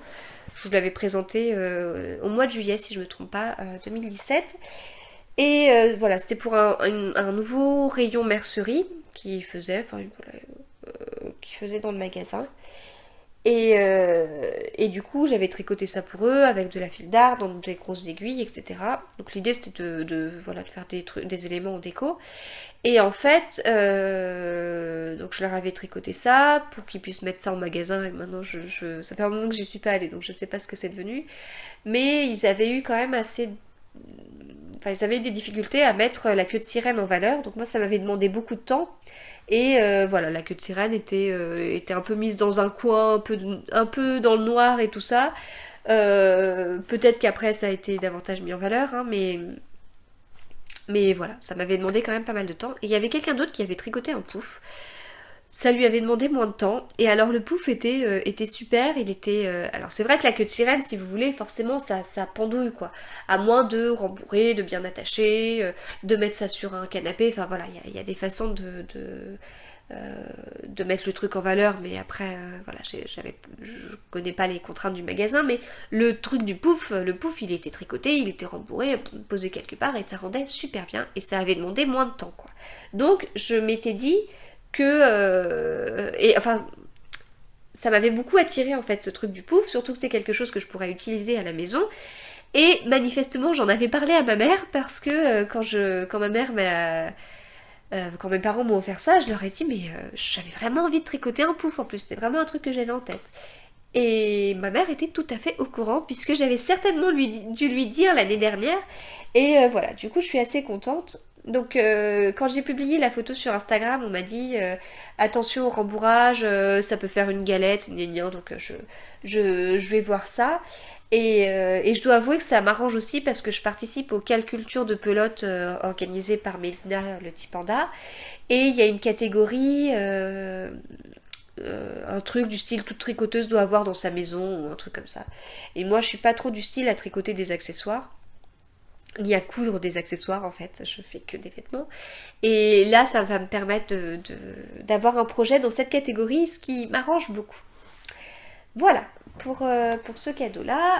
Ensuite, quand j'étais en Vendée, en vacances, parce qu'en fait je ne vous l'ai pas dit, j'ai été en vacances en Vendée, j'ai été au Tissu du Renard à Chaland, et je voulais voir justement, pour faire suite à ce que je vous ai déjà dit, je voulais voir la Mérino dans cette marque, dans la marque Cheval Blanc. Parce que voilà, je suis toujours à la recherche d'une sorte d'alternative entre les qualités drops qui sont très bien. Mais moi j'ai la Flora qui bouloche un petit peu, donc voilà, c'est quelque chose qui m'ennuie. La Flora n'est pas chère. Et la drops en général n'est pas chère, mais voilà, j'ai des petits reproches à lui faire. La Nord, elle est... Je sais pas, enfin je l'ai tricotée mais je ne la porte pas. Et j'avais eu des soucis au niveau de la dentelle, ça s'étendait pas assez. L'alpaca, j'en ai beaucoup tricoté pour des jacquards. Donc je la connais déjà. C'est un fil qui est pas très régulier. Après, donc j'ai testé la bébé Mérino de Fonty. Les laines teinte-main, j'en ai testé plusieurs. Je suis loin d'avoir tout testé et toutes les qualités et tout. Je me limite au Mérino, mais... Voilà, je cherche un peu une alternative. Les laines teinte-main, ça représente un certain coût. Ce coût augmente du fait que les matières premières augmentent. Et ça, voilà, c'est bien que on arrive à des coûts qui sont... Enfin, moi, ça me gêne de mettre autant voilà, dans un projet. Ça ne veut pas dire que j'arrêterai. d'en acheter, pas du tout, mais c'est juste que je réfléchissais déjà à 2 fois. C'est pour ça que je réfléchissais notamment avant de commander certains coloris, je mettais plusieurs semaines avant de me lancer à l'achat, et quand, oh surprise, le coloris ne ressemble pas du tout à ce qu'on pensait, ça fait un peu mal. Donc voilà, c'est des achats réfléchis, ça l'était déjà, et ça le sera encore plus, et forcément j'achèterai moins. Enfin, forcément, c'est mon cas, hein. Donc je cherche un peu une alternative. Et donc la bébé Mérino de Fonty, je la trouve un peu trop rustique pour des châles. Et je voulais voir la bébé Mérino de Cheval Blanc. Et la voilà. Ah oui, d'ailleurs, la bébé Mérino de Drops, je l'ai aussi écartée parce que la bébé Mérino de Drops est très élastique et du coup, au blocage, ça prend bien ses aises. Donc ça, c'est une qualité que ma mère tricote, a déjà tricoté et elle en est super contente. Donc voilà, je voulais essayer. J'ai choisi ce coloris ballerine. J'en ai acheté 3 pour pouvoir faire le Mathilda de Elang avec Anna pour ma dernière. Donc je vous dirai ce que j'en pense. Je trouve ça plus rond et plus brillant que la bébé Mérino de Fonty. Je trouve que ça ressemble un peu à la bébé Mérino de Drops, mais en moins brillant pour le coup, et en moins... Alors c'est marrant parce que là, ça ressemble vraiment beaucoup à la bébé Mérino de Drops, mais en fait, quand on regarde, ça fait moins élastique, quoi. Donc, voilà. À voir. À voir, je vous dirai. Et je termine par cette superbe pelote que Elodie, du pseudo Hello Tulip, m'a offerte... un pique-nique tricot le week-end dernier. Elle m'a offert ça pour mon anniversaire et voilà. Vraiment, merci beaucoup, ça me touche beaucoup. C'est une laine à chaussettes, elle est partie en vacances au Portugal, elle m'a ramené ça de là-bas. Donc la marque c'est Retrosaria. J'ai pas du tout fait espagnol ni portugais à l'école, donc je sais pas comment ça se dit. Et la qualité c'est Mondim. Et donc comme elle me disait, j'ai plus d'excuses pour me lancer dans les chaussettes et ça me tente beaucoup beaucoup beaucoup. Du coup, voilà, c'est tout à fait mes couleurs. Donc voilà, un immense merci, je suis vraiment très très touchée. Et tout en étant ultra motivée du coup de tricoter, de tester les fameuses chaussettes. Je vous en avais déjà parlé il y a un moment que j'osais pas me lancer parce qu'en fait je recherche toujours l'efficacité et donc forcément j'ai pas envie de détricoter par rapport à des soucis de tension, mais là il n'y a pas de souci. Là je suis motivée à fond, donc il faut juste que je finisse l'un de mes 2 en cours pour me lancer. Merci, merci, merci. Je finis donc la partie tricot, hein. Tu vois Aïcha, c'était pas mal, j'en ai pas mal parlé tricot ce coup-ci, et je passe donc à la partie couture. Donc, en couture, depuis la dernière fois, comme je vous disais en introduction, j'ai 2 projets finis. Il y en a un que je vous avais annoncé et que je vous avais déjà montré, et il y en a un autre que je vous ai pas annoncé et que je vous ai pas encore montré, mais d'ici que l'épisode sorte, j'aurais déjà fait des photos sur Instagram je pense. Donc, le premier projet, c'est la blouse Milan d'Anne Cardiles que j'ai fait avec le tissu Froufrou que je vous avais montré la dernière fois. Donc Froufrou m'avait contacté pour me proposer de m'envoyer du tissu. J'étais trop contente parce que j'adore les imprimés Froufrou. Donc j'ai choisi celui-là qui est mon imprimé préféré. Il me proposait aussi d'organiser un concours auprès de mes abonnés, ce que j'ai fait il y a 2 semaines peut-être déjà. Donc un concours sur Instagram. Et c'est Amy de Soconit qui a eu la chance de gagner un coupon justement de cet imprimé là. Voilà, donc moi j'ai fait une blouse Milan d'Anne Cardiles. Voilà, je l'ai déjà portée plusieurs fois, je l'aime beaucoup beaucoup beaucoup beaucoup. Surtout, je crois que je vous l'avais déjà dit, je m'étais fait un bracelet avec un c'est pas un biais, c'est un petit rond, n'importe quoi, bon je sais plus. Bref, je m'étais fait un bracelet avec ce tissu là et du coup maintenant je m'amuse à porter les 2 ensemble et je suis trop contente. Alors d'ailleurs je vous la montre depuis tout à l'heure mais elle n'est pas très très bien passée. Voilà, sur la Milan j'ai pas fait de modification, j'ai toujours pas mis de passe-poil ou de quelque chose ici, ni de volant. Au niveau du biais que j'ai utilisé à l'intérieur, j'ai utilisé un biais Liberty. En fait, avant de commencer, j'avais été dans les magasins Truffaut parce qu'il me semble qu'à une période, ils vendaient des kits froufrou et des accessoires froufrou, enfin des biais, etc. Et justement, je voulais retrouver à tout prix un biais comme ça et j'ai pas trouvé. Et comme j'avais pas d'autres idées de magasins à côté qui pouvaient vendre du biais de la marque Froufrou, bah voilà, je suis partie sur du Liberty. Bon, je pense que ça passe, mais j'aurais bien voulu avoir le biais exactement du même tissu, mais tant pis.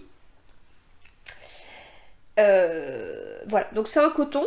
On n'est pas sur la même qualité que du Liberty, hein. Le Liberty, c'est un côté un peu doux, un peu soyeux. Là, c'est du coton assez fin. Ça se coud très bien, comme tout coton. Voilà, et puis la blouse Milan, je vous en ai déjà parlé à plusieurs reprises. Modèle d'Anne Cardilès, les marges de couture ne sont pas incluses. Et puis, ça se fait assez rapidement. Pince poitrine, petit mancheron, et puis dans le dos, on a un décolleté. Voilà. Hop. Le deuxième modèle, la deuxième cousette que j'ai faite, c'est une blouse Areli de République du Chiffon que j'ai fini hier soir. C'est pas un modèle récent, hein, on est d'accord, ça fait un sacré moment que la blouse Areli elle est sortie. Et quand j'ai commencé la couture il y a 2 ans, enfin en fait, oui, j'ai commencé au mois de mai il y a 2 ans, et le premier été j'ai pas mal cousu, et j'avais en tête de me faire cette blouse Areli. Et j'avais été chez Eurodif à Versailles pour m'acheter plusieurs tissus pour pouvoir faire cette blouse.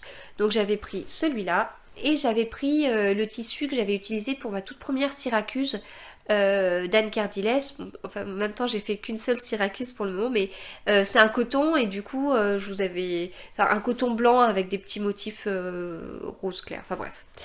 Donc à la base, ce tissu était fait pour faire une blouse Areli. Et en fait, je l'avais pas faite parce que je trouvais que ça tombe... Enfin, je la trouvais un peu large et compagnie. Et puis là, je sais plus pourquoi. Je me suis dit, ah bah tiens, je me ferais bien cette fameuse blouse Areli que j'ai pas faite au final. Déjà, je voulais changer de la Milan que j'ai déjà fait 3 fois. La Syracuse, je compte la refaire. Et puis voilà. Et en plus, je trouvais ça pas mal parce que la blouse Areli peut être faite avec du coton. Et moi, j'ai quand même pas mal de coton en stock. J'aime bien coudre le coton. Je trouve ça bien. Je trouve ça facile à coudre.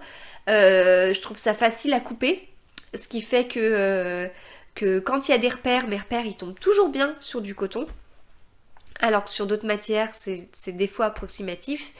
Et voilà. Enfin, donc je voulais vraiment un modèle avec du coton. Et puis en plus, avec passepoil, j'adore le passepoil. Voilà, donc ça c'était un peu ma version test.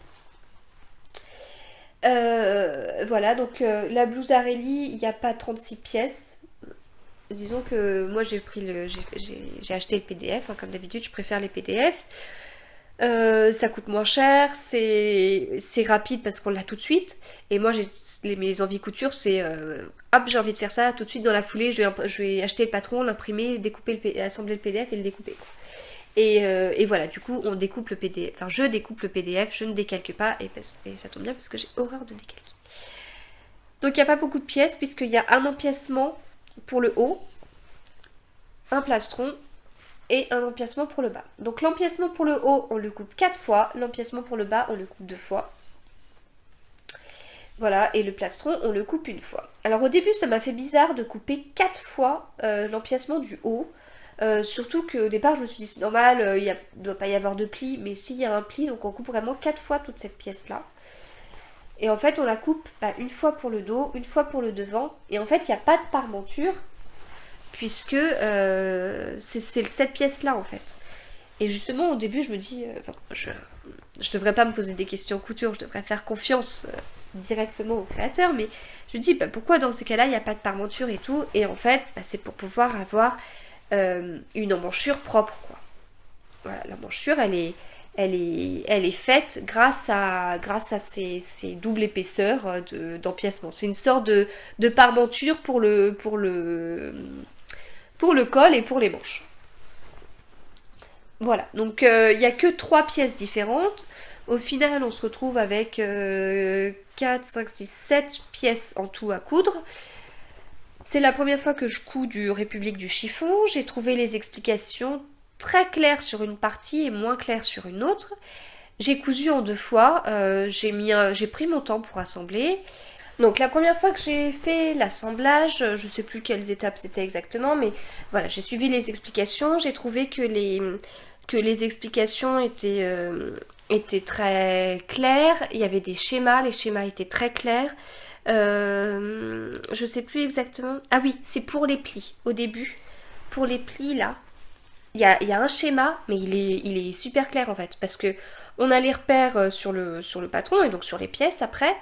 Et puis ça met bien les plis, enfin c'est montré sur le schéma quel repère on doit mettre sur lequel et de quel côté doivent être les plis. Voilà, alors que des fois, des explications écrites sur ça sans schéma, je trouve que c'est pas... Enfin moi je vais toujours regarder des photos du modèle pour voir de quel côté c'est parce que voilà, j'ai toujours un peu de mal. Mais là, c'était hyper clair quoi. Donc j'ai trouvé ça vraiment bien. On montrait une photo du passepoil si on souhaite mettre du passepoil. Mais oui, moi oui forcément je mets du passepoil, j'adore ça. Mais on montre des photos de comment le mettre là et comment le mettre ici. C'est-à-dire qu'on a un repère, le repère du plastron. Et donc ça sert à rien d'aller trop loin sur le passepoil du devant.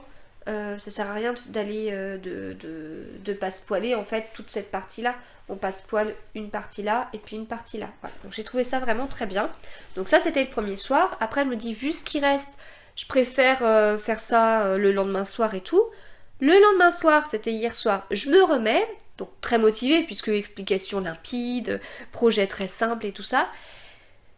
Il restait la dernière page d'explication. Il y avait plein de blabla et puis alors plus de schéma.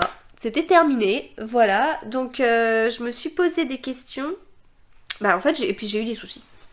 Voilà, j'ai eu des soucis sur... bon, je prends les choses dans le désordre, mais le plastron, là, on le fixe à l'ensemble, on le fixe au devant, avec une couture qui est pas très droite, mais c'est pas grave. Et en plus, j'ai pas pris un beau fil et tout, parce que moi c'est pareil, quand je veux coudre, c'est tout de suite maintenant, donc je prends des fils que j'ai en stock, et des fois j'ai pas en stock la couleur qui va bien.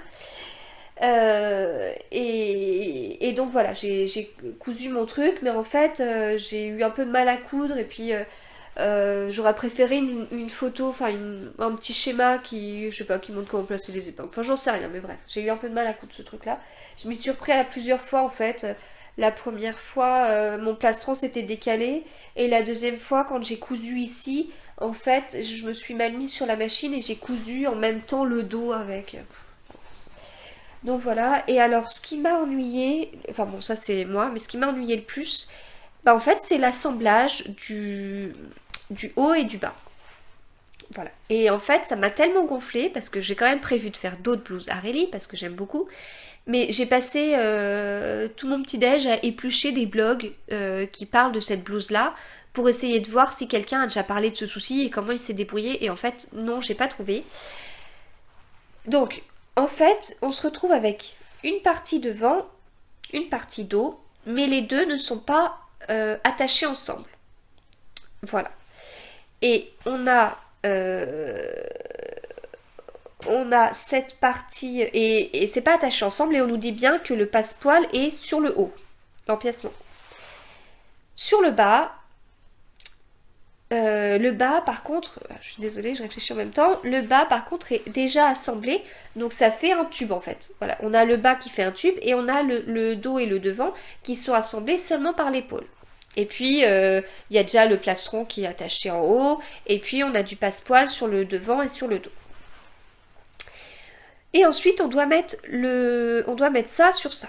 Voilà, ou l'inverse, mais bref, il faut les attacher ensemble. Et en fait, ce qui m'a posé souci, c'est que j'avais mon dos et mon devant qui ne recouvraient pas entièrement ma partie basse. Donc ça veut dire que je devais avoir un petit trou sur le côté. Sauf que, petit trou, ok, mais comment on gère le passepoil? Alors, là, j'ai fait, bon ça va à peu près, mais c'est ici où on voit par exemple. Bah oui, parce que le bout du passepoil, c'est comme ça. C'est pas très joli. Je pensais que j'avais mieux caché que ça. Va falloir que je fasse un point, je pense, pour pas que ça s'effiloche trop. Le passepoil, c'est comme ça. Donc comment est-ce que je fais pour cacher mon bout? Parce qu'en fait, il n'y a pas de... Il y a, enfin, mon passepoil, il s'arrête là, quoi. Il continue pas sur tout le tour. Donc, enfin, je sais pas si vous voyez ce que je veux dire, mais c'est vraiment... Bah, moi, j'ai arrêté au bout de mon passepoil, quoi. Et donc après, comment est-ce que je fais pour le cacher? Comment je fais pour cacher ces rondins pas beaux? Donc ici, j'ai fait un petit truc. En fait, j'ai défait une partie de l'assemblage. J'étais censée avoir fait la même chose de l'autre côté, mais a priori, je l'ai mal fait. J'ai défait l'assemblage du bas, devant et dos pour, au lieu d'être toute droite, j'ai fait comme ça pour empiéter en même temps sur le passepoil, mais je sais pas, il y a un truc qui me va pas. Donc, alors soit j'ai mal lu les explications, ce qui n'est pas impossible d'ailleurs, je me dis qu'il aurait peut-être fallu que je relise avant, mais non. Bon, en lisant rapidement, en fait, je pense que j'ai pas dû bien comprendre mon truc et il valait mieux prendre le passepoil et faire carrément tout le tour. Euh, Bon, j'en sais rien. J'en sais rien. Je sais pas. Bref, j'ai eu un souci avec cette partie-là, en résumé. Enfin, là, en fait, ce que je me dis, c'est que comme je veux faire une autre blouse, comme ça, je suis plus tentée de mettre le passepoil sur la partie basse, qui est déjà un tube, et ensuite de venir mettre mon haut sur le passepoil. Je sais pas, on verra. Mais ouais, j'ai eu un peu de mal avec ça. Quand je dis un peu de mal, c'est que ça m'a pris quand même pas mal de temps. Donc à la fin, il me restait pas grand chose. Il me restait à assembler ça et ça, le plastron, et puis faire mon ourlet du bas. Et en fait, j'ai passé autant de temps à faire ça qu'à faire tout le reste. Donc voilà. En tout cas, j'aime beaucoup le rendu. Comme je vous dis, je suis contente parce que c'est une blouse qui est compatible avec le coton, et compatible avec le passepoil. Et alors, s'il y a bien un truc que j'adore, c'est trouver la couleur de passepoil qui va bien. Donc là, encore une fois, j'ai cherché dans mon stock de passepoil.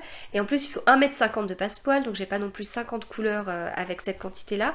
Mais là, j'ai choisi ça. Alors, j'avais le choix entre une couleur qui était beige mais un peu plus clair que le fond et ça, et en fait j'arrivais pas à me défaire de cette couleur. Donc c'est du vert, en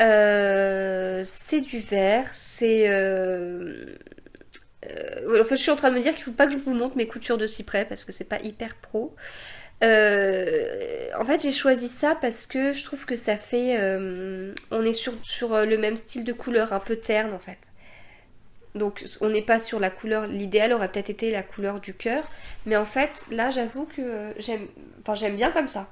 C'est pas ce que j'aurais choisi en magasin, je pense, avec si j'avais eu plein de choix de couleurs, mais c'est vrai que j'aime bien au final. Voilà, donc la première et pas la dernière, et puis bah République du chiffon, j'ai bien aimé, comme je vous dis, le début des explications qui étaient un peu claires, et puis il y a des moments où j'ai été un peu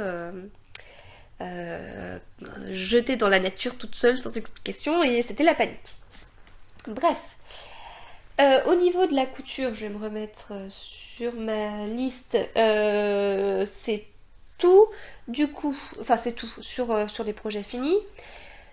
La prochaine blouse Areli que je vais faire, c'est mon prochain projet couture, je vais la faire avec ce tissu là, qui est un tissu que j'avais acheté il y a 2 ans. Alors en fait j'avais commencé la couture par des vêtements pour les enfants et notamment par des bloomers pour l'année dernière, j'avais fait un bloomer comme ça.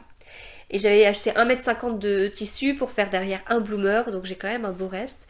Et je crois que je l'avais acheté chez Toto, à Saint-Germain-en-Laye.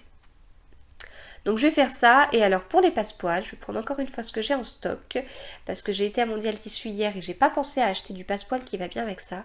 Et en fait j'ai un rose style Le Point là, mais brillant.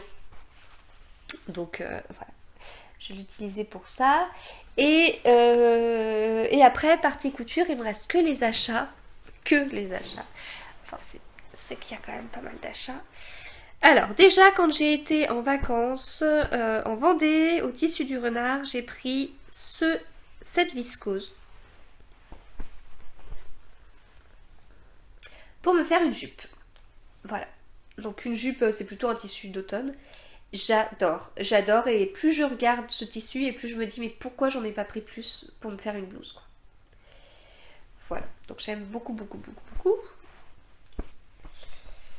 À Mondial Tissu, hier, c'était la fin des soldes, mais j'ai pris pas que des tissus en solde. Alors j'ai pris un jean fin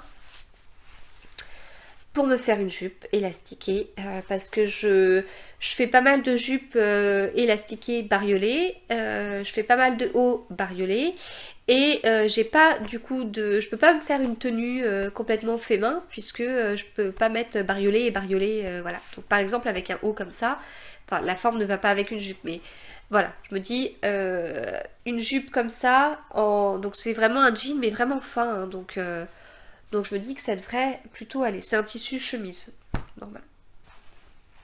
Ensuite, j'ai pris ce coton-là. Parce que pendant une période, ce coton était en solde dans l'entrée de Mondial Tissu. Et là, ils l'ont changé de place. Et ce coup-ci, je le voulais à tout prix, à force de le voir. Je le voulais.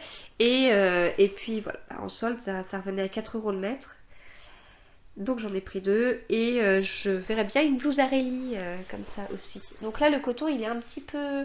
peut-être un petit peu plus épais, donc il va falloir que je vois si ça fait bien quand même. Ensuite, en solde aussi, j'ai pris ce tissu-là, ce jersey-là, c'est pareil, je l'avais repéré depuis un moment. Voilà, donc là, avec ce tissu-là, je pensais faire une impatiente manche longue, parce que je m'en suis déjà fait une, impatiente manche longue, que j'aime beaucoup, beaucoup, beaucoup, beaucoup. Et voilà, du coup j'ai bien envie d'en refaire une. Et donc là c'était les tissus de la collection exclusive Lina Morata. Et donc en solde, donc ça vaut le coup. Après j'ai craqué pour un tissu que j'avais repéré depuis un moment pendant les ventes privées et tout. On reste dans le bariolé. Hein. Voilà. Voilà le tissu. Je m'étais dit quoi? Une autre Syracuse. Donc j'ai déjà un tissu qui m'attend pour une Syracuse, ce serait la 3e Syracuse. Ensuite un tissu non soldé pour me faire une blouse d'hiver. Alors c'est pas de la nouvelle collection, j'ai rien pris de la nouvelle collection parce qu'en fait ils n'ont pas sorti grand chose de la nouvelle collection. Voilà, je trouve très très automnale. Et blouse d'hiver, j'en ai sélectionné 2 que j'ai pas encore acheté. Je sais pas encore par laquelle je commencerai. Mais j'ai acheté ce tissu-là aussi en solde et vraiment très soldé et qui revenait pas cher du tout. Qui est bien mais qui est pas mon préféré. Et je ferai une toile dans ce tissu-là. Je ferai une toile pour voir la fameuse blouse d'automne à manches longues pour voir ce que ça donnera. Voilà pour les achats, donc j'ai de quoi faire, ça tombe bien hein, parce que j'ai prévu de coudre et donc là si mon rythme c'est de coudre un projet en 2 soirs, bon je fais pas des gros projets mais voilà ça devrait aller. Je commence bien sûr par les projets d'été et puis une fois que j'aurai fini ce que j'ai à peu près en tête, je passerai au projet, alors pas projet d'hiver puisque moi en hiver je suis avec un col roulé et un gros pull dessus, mais en projet d'automne quoi. Voilà, j'ai fini pour la partie couture. Je passe donc à la dernière partie enfant. Donc pour cette dernière partie, comme je vous disais, l'idée c'était un peu de vous parler de quelques projets. Je sais pas trop comment je vais m'organiser encore, si je vais faire à chaque fois une partie dans chaque épisode de podcast ou ce qui est sûr c'est que je ferai des vidéos dédiées sur certaines choses, mais tout ne se prête pas à des vidéos dédiées, donc voilà. Donc aujourd'hui je voulais vous parler des cahiers de vacances. Alors, moi quand j'étais petite, j'adorais les cahiers de vacances, voilà, j'adorais ça, sauf que quand j'étais petite, il n'y avait pas 50 marques qui faisaient des cahiers de vacances, on avait le choix entre Nathan et Passeport, et puis bah, si on avait fini les siens, eh bien moi j'allais voir mon frère et ma soeur, oui c'était plus petit que moi, et j'avais envie de faire les leurs. J'ai des souvenirs aussi de ma cousine qui faisait son cahier de vacances et qui avait pas trop envie de le faire, et puis quand il y avait des dictées, j'arrivais tout de suite parce que j'aimais bien, voilà. Donc j'avais un peu envie de... Donc je sais que pour certains, les cahiers de vacances, c'est presque un gros mot. Pour certaines instituts aussi, on nous dit surtout pas de cahier de vacances, enfin dans certaines écoles et certaines instituts, c'est voilà. Moi je prends ça plutôt comme un jeu, je les force pas à faire leur cahier de vacances, mais en même temps j'ai des enfants qui tiennent peut-être de moi parce qu'en fait ils nous demandent tout le temps de faire des cahiers de vacances, si bien qu'on est obligé des fois de leur dire non là c'est pas possible, tu peux pas faire ton cahier de vacances, je suis pas disponible, je peux pas, voilà. Donc ils ont un cahier de vacances depuis qu'ils sont rentrés en petite section. Donc après, j'ai toujours eu l'impression que les cahiers de vacances étaient plus ludiques que quand on était petit. Enfin, je me dis c'est peut-être pour ça que les gens aimaient pas les cahiers de vacances, je sais pas. Moi je trouve que c'est très ludique, il y a beaucoup d'autocollants. Ce qu'on leur demande de faire, ça va. Le niveau, globalement, je vous dis mon avis avant cette année, hein. Le niveau, toujours trouvé pas trop difficile, si bien que pour ma fille aînée, souvent on lui prenait le cahier de vacances de la classe au-dessus en fait, parce que voilà, je trouvais ça trop simple par rapport à ce que j'avais pu voir qu'ils avaient pu faire en cours d'année. Cette année, elle était en CP, elle m'a dit bon bah voilà, comme d'habitude, je prends le cahier de vacances en CE1. Là, je me suis dit non, hein, là t'es en CP, donc on va plutôt garder celui de CP, on va déjà voir. Comment c'est, surtout qu'entre le CP et le CE1, je trouve qu'il y a quand même beaucoup de différences. Si on lui demande tout de suite des tables de multiplication, bah elle sera bien embêtée, hein. Si les tables de multiplication c'est bien en CE1 si je me trompe pas. Mais bref, tout ça pour dire que, voilà, mon avis c'était que les cahiers de vacances étaient très ludiques, c'était comme des jeux, comme quand on peut leur acheter des cahiers d'autocollants. Il y a des consignes à respecter, mais voilà, suivez les traits et faire des petites spirales. Enfin, voilà, les miens ont toujours, mes deux grands, hein, ont toujours beaucoup aimé. Et ils en font plusieurs dans l'été. Et alors, cette année, comme d'habitude, avant la fin de l'année scolaire, maman, je peux avoir mes cahiers de vacances. Maman, tu sais, j'ai vu dans le magasin, quand on a fait les courses, il y avait des cahiers de vacances, et je sais, mon cahier de vacances, je sais, je veux l'acheter là, j'ai repéré ça. Bref, donc on a été au Auchan à Plaisir, où il y avait beaucoup de choix de cahiers de vacances, et je leur ai dit, allez-y, enfin, je vous laisse choisir vos cahiers de vacances. Donc ils ont chacun choisi le sien, le leur, plutôt. Donc mon fils qui rentre en grande section a choisi un pas de patrouille et ma fille qui rentre en CE1 a fait tous les cahiers de vacances et elle a choisi celui qui avait le plus grand nombre de pages et elle est tombée sur celui-là. Voilà. Et donc mon fils a été le premier à finir le sien.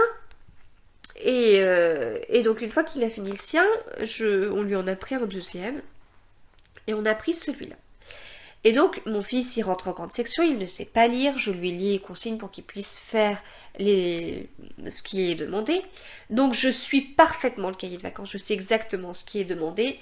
Et là, j'ai trouvé la différence entre ces deux cahiers de vacances énorme.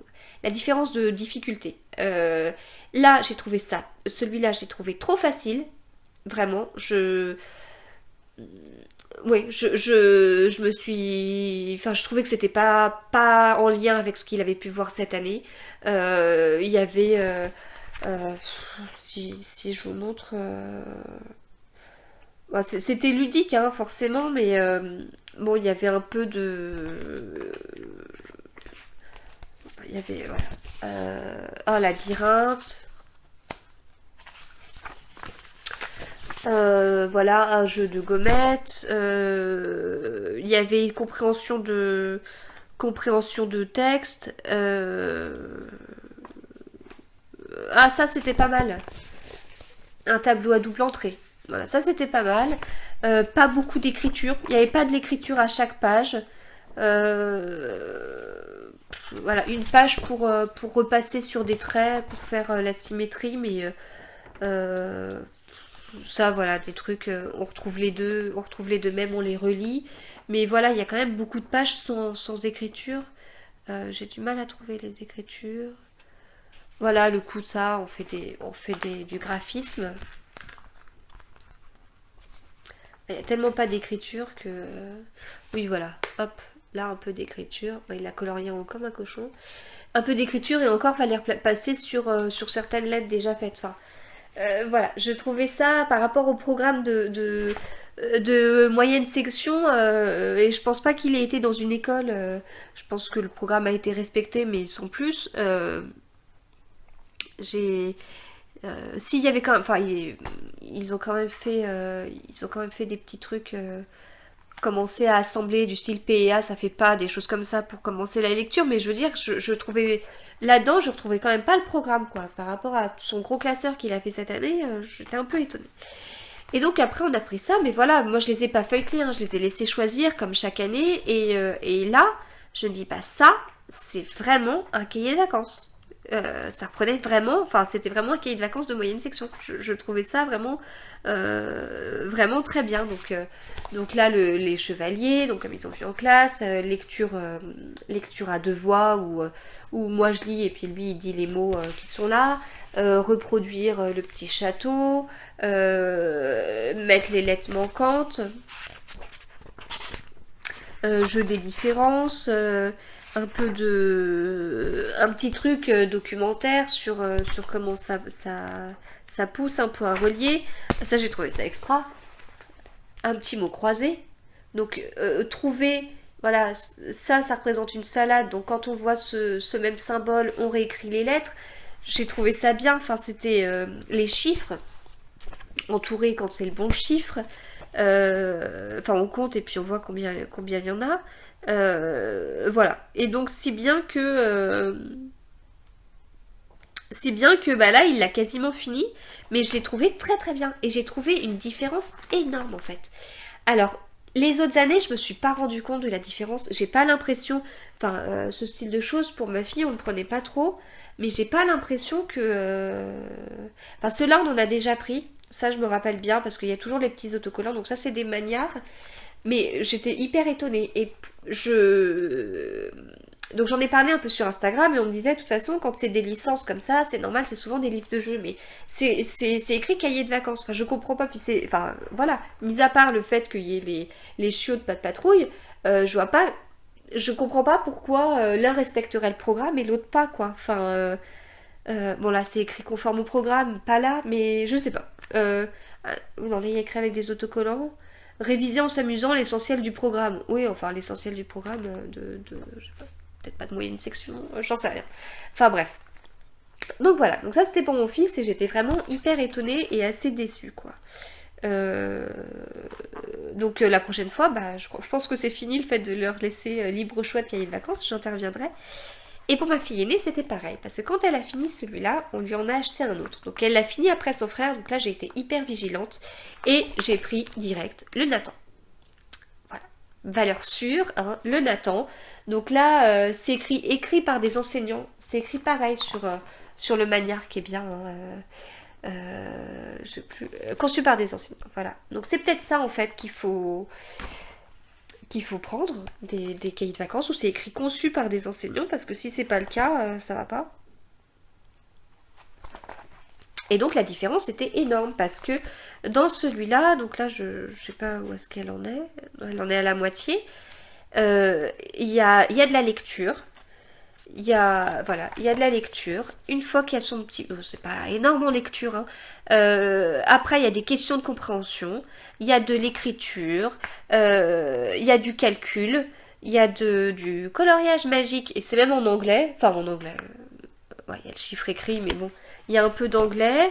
Il y a des problèmes, là. Enfin, il y a des... Il y a des... comment il faut remplir avec des supérieurs ou inférieurs, enfin voilà, il y a des comparaisons de nombres. Ça aussi c'était pas mal. Elle devait colorier la couleur selon le